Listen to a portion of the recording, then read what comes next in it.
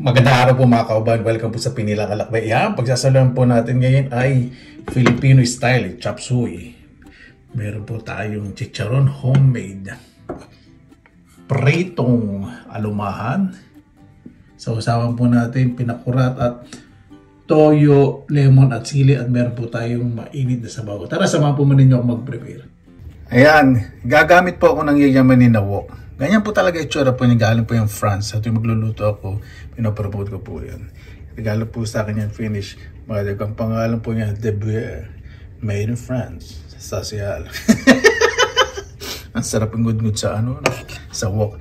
At ang akas ng dog. O, diba? Social din. Regalo. Sana po natin. Sa paggamit po ng wok, talagang dapat po talaga mainit na mainit. Iba po nilalagyan po muna ng konting mantika, tapos tatapon cold oil, tapos lalagyan ng mantika painitin bago po mag-isa. Since na we're cooking at home, so we can do whatever we want. Social. Accent social. Filipino style. Golden brown po muna natin itong ating bawang.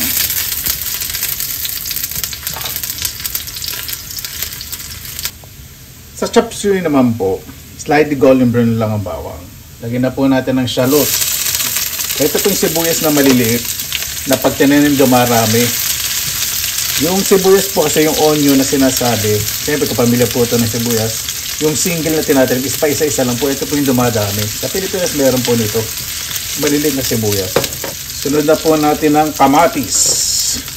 Gusto ko po sa chop suey, medyo maraming kamatis. Hindi naman po yung magmumukha sarsyado. May konting kulay yung sarsa. Excuse me. Lalagay ko na po ang manok.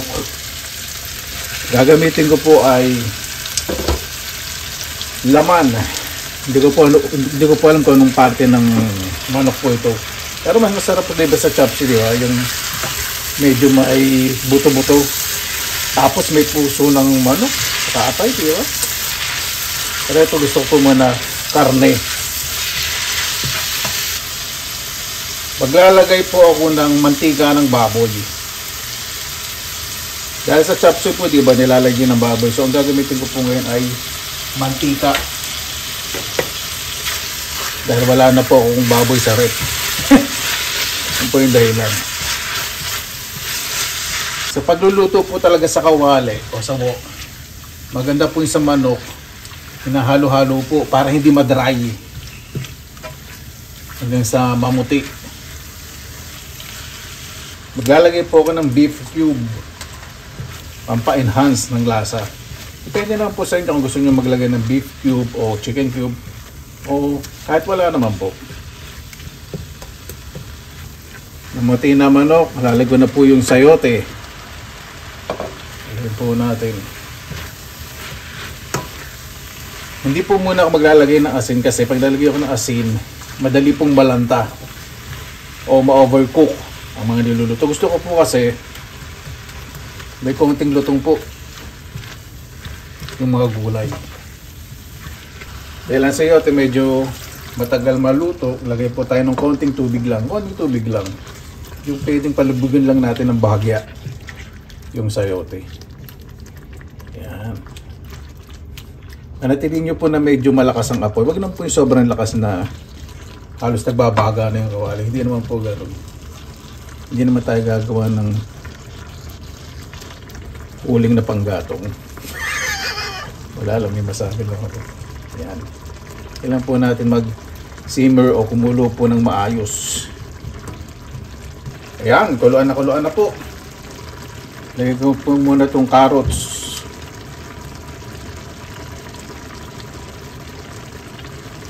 Lagi nyo po unahin syempre yung mga gulay na medyo matagal lutuin. Gawin natin mabuti. Dito medyo lakasan nyo na po yung apoy. Medyo pakuluin lang po natin ng bahagya. Kung mag-stir fry po kayo, dapat yung hiwa din po, huwag makakapal. Kung gusto nyo na mabilisan yung pagluluto. Diba? Yan. Lagyan na po natin. Lagyan na po natin ng broccoli, bell pepper,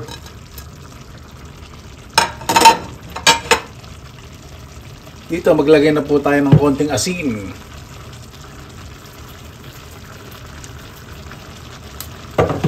Paminta.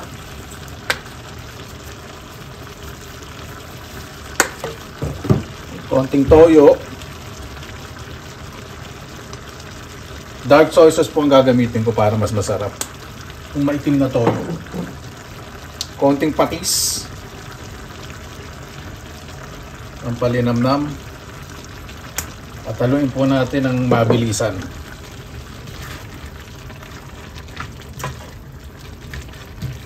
Mas masarap po magluto talaga ng mga ganito sa labas, lalo na po pag mga piyesta, di ba? Napakaganda po ng resulta ng ating chop suey. Alam niyo po ibig sabihin ng chop suey? Chop ko is to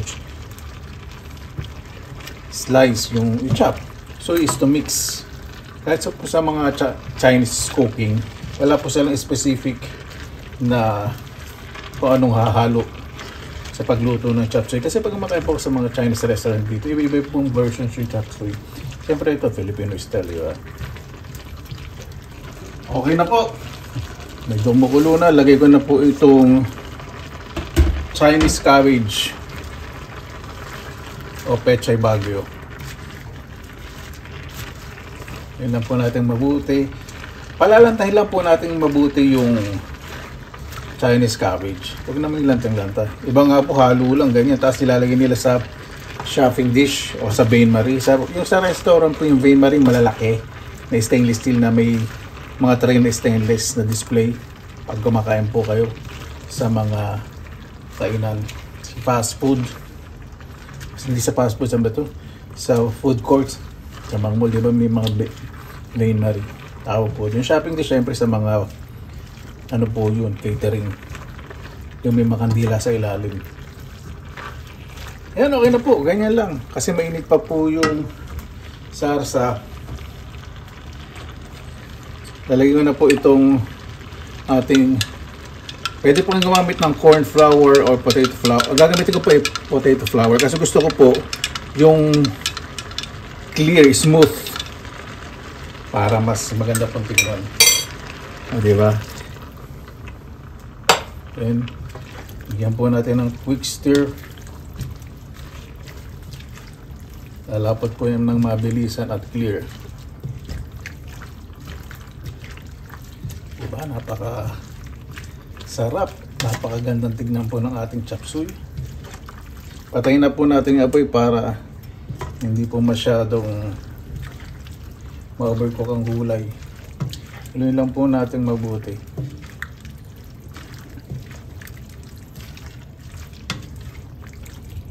Ayan, ready na po lahat. Kaya na po tayo. Pabuhay yan! Maraming salamat na po sa Panginoon. Kasama-sama na naman po tayo. Naway safe po ang lahat. Bago tayo isa, pasalamatan po muna natin ng Panginoon.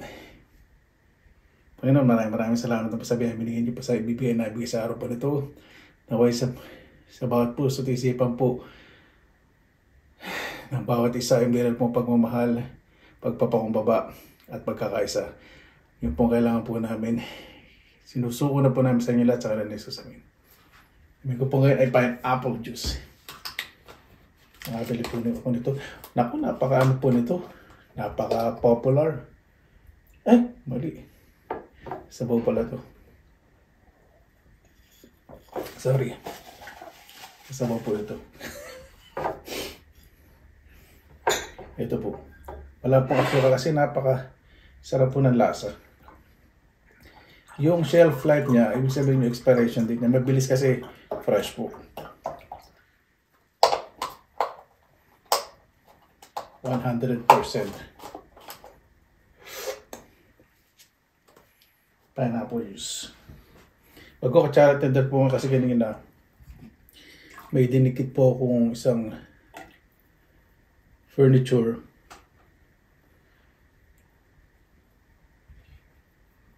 Yung super glue. Dumikit doon sa kamay ko. So medyo na sugatan yung malakandilang kamay. Ay, naku. Yun.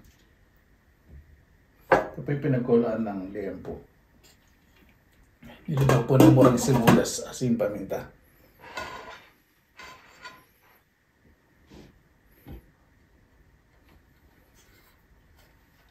Just me lang po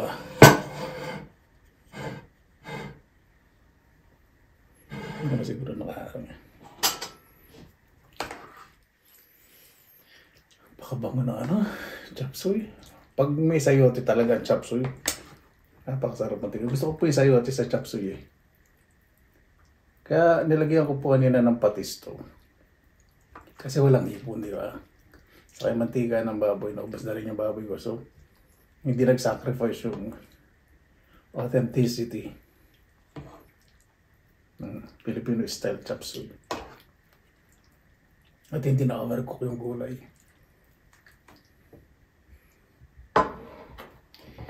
Kakain ng chop suey. Siyempre partner, pritong isda. Bonus na lang chicharon sa kasabaw.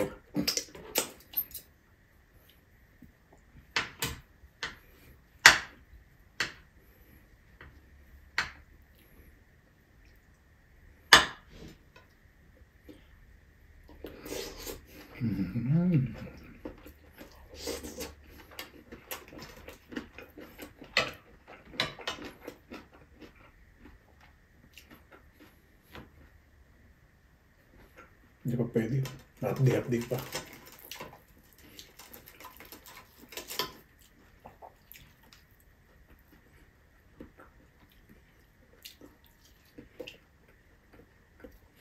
Pwede na? Medyo konti lang yung hapdi.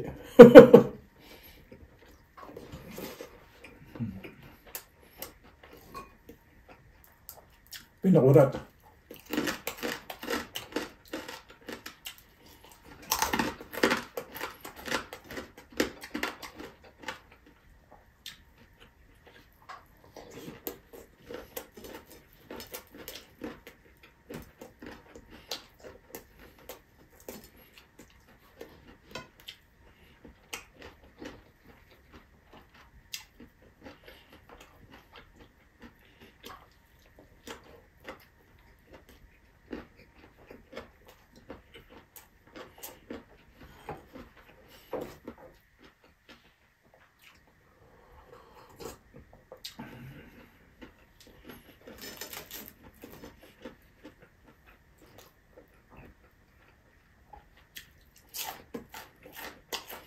Hindi dapat nakano ito.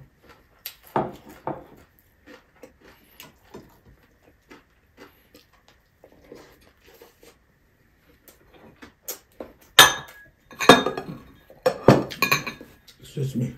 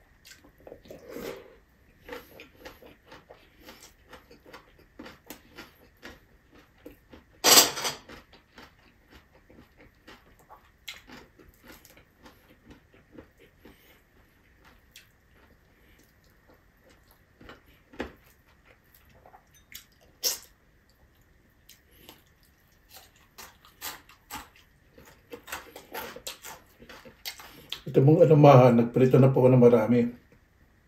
Ilagay ko po sa freezer at iniinit ko lang po sa oven. Wag po sa microwave oven. Dahil alam ko maganda sa oven na ordinary. para maging crispy.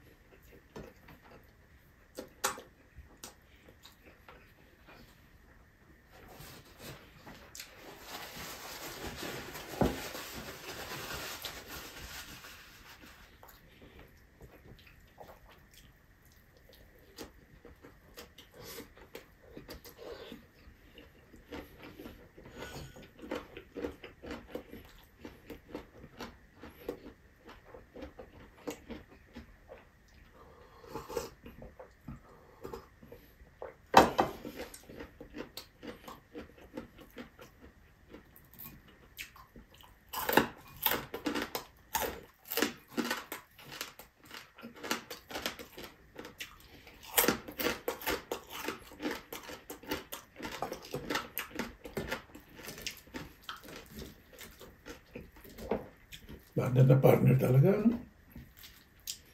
Wala, lalapit na rin ang mahal na araw. Ganda po. Ulan sa bisitang maliit po sa amin noon. Maliliit po kami. Ngayon binabaling na po rin po uli yung tradisyon. Kakamis.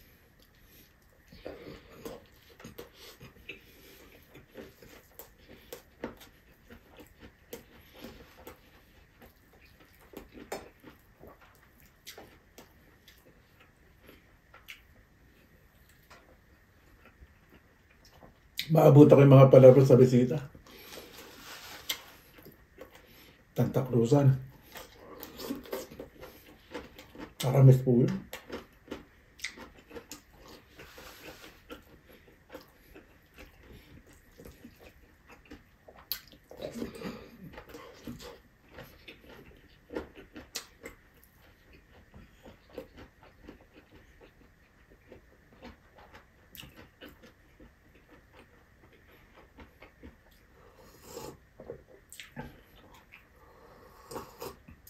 Bago may babaw po yung mantika, no? Mainit na mainit. Hindi sa uusok. Tapos mainit na mainit.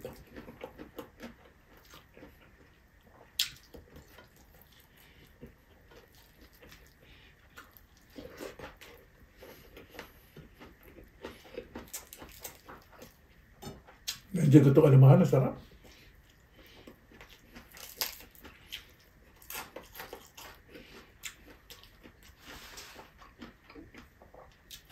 Ang chop suey na. Pag talagang lutong Pinoy style. Nagsawa din. Yung ako sabihin nagsawa. Parang nauna na ako sa stir fry ng Chinese pang ma-order po ako. Gusto ko naman Filipino style.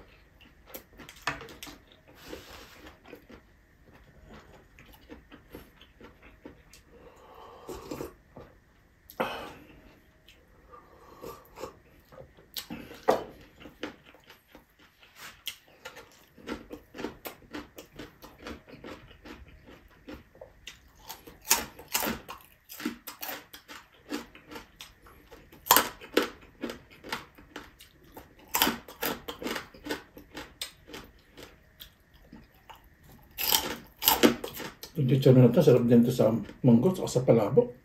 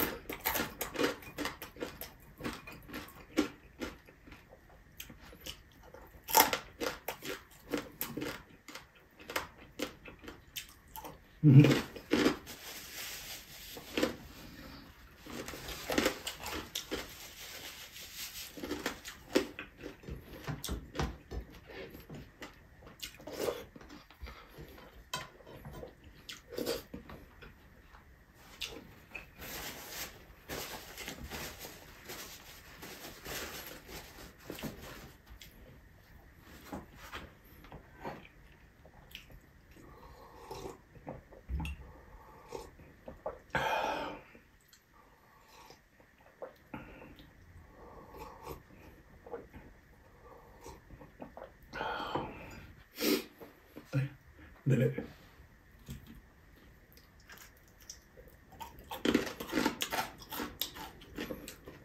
Pinadaanan ko pa yung boss, dumikit yung kamay ko sa ibang tsatsamba ko muna. Kapag may natiri, lalagay ko ulit sa plastic.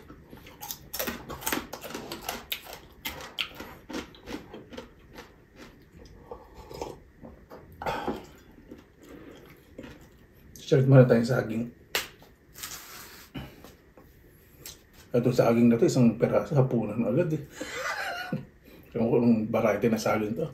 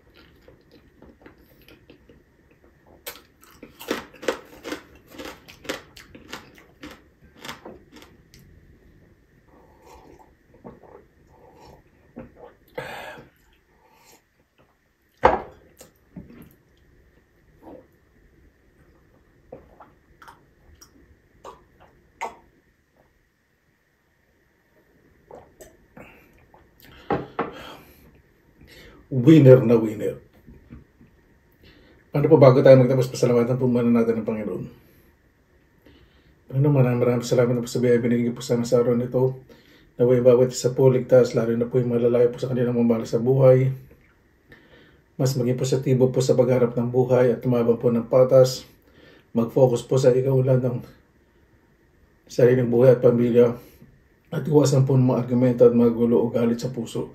Kayo na po ang bahala po sa amin. Sinusuko na po namin sa inyo lahat sa kanilang susabihin. Paano po? Maraming salamat na po sa inyong oras na lahat sa pinilakalakbay. Basta lagi po tayong positive vibes, good vibes. God bless. Ingat po lagi. Magandang araw. Laban lang.